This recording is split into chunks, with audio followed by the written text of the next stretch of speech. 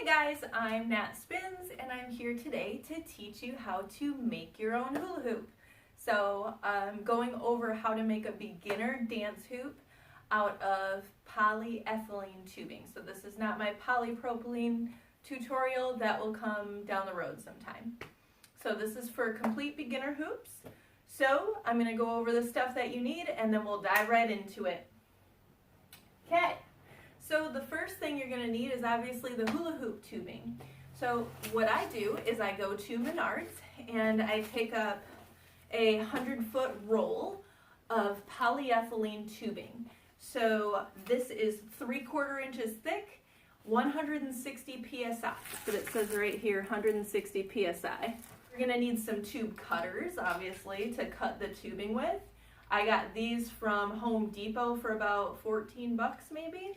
You can pick up some electrical tape from Menards or any hardware store. I found that Menards has the best pricing and the most color options, and electrical tape is pretty easy to put on there. These are about $2 a roll. 3/4 inch male-to-male couplings, and these connect the hula hoop, and again I will show you how to do this, but they go on the inside of the tubing.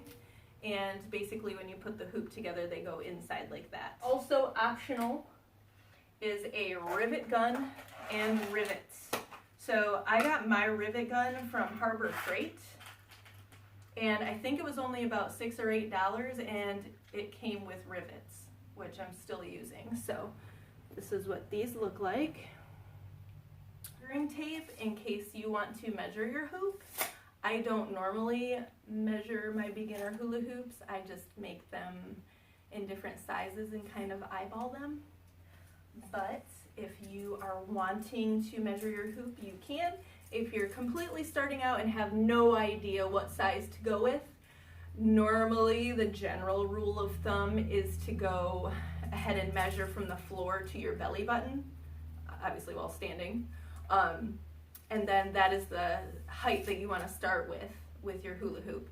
But we all know that we're different shapes and sizes and heights, so one size does not fit all, so you just kind of have to get a feel for it. The bigger the hoop, the easier it is to keep on your body, so if you are completely lost when it comes to hula hooping in general, it's better to just maybe go a little bigger. Okay, so without further ado, we're just gonna like tear into this. Let's go.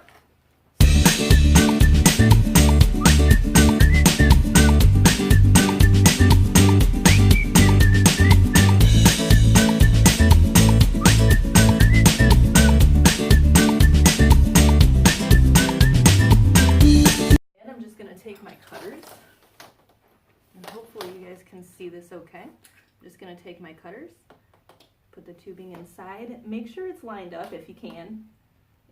If you totally cut it crooked, I have tricks for that.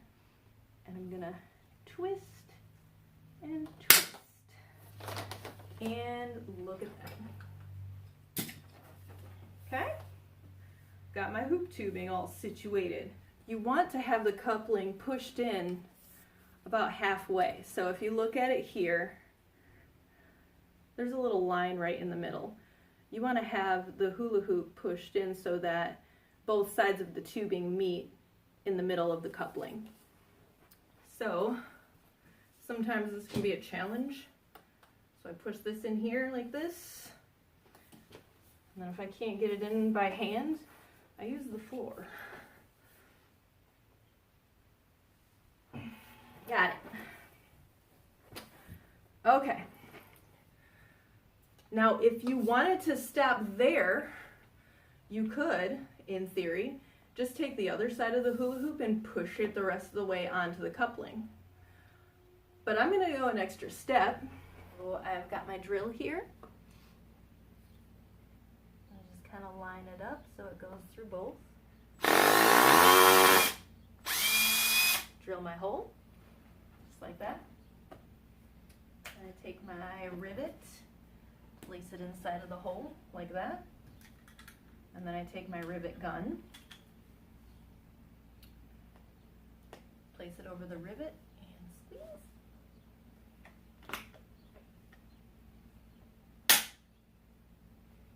Okay, and now that is secure inside of the hula hoop. So now I can push the other side of the tubing onto the coupling and not have to worry about this accidentally pushing the coupling into the hoop. All right, and when you're all done, you should end up with a hula hoop that looks something like this. So it's pretty self-explanatory. If you guys have any questions though, leave them in the comments or feel free to message me. I'm on Facebook and Instagram as Nat Spinz with a Z.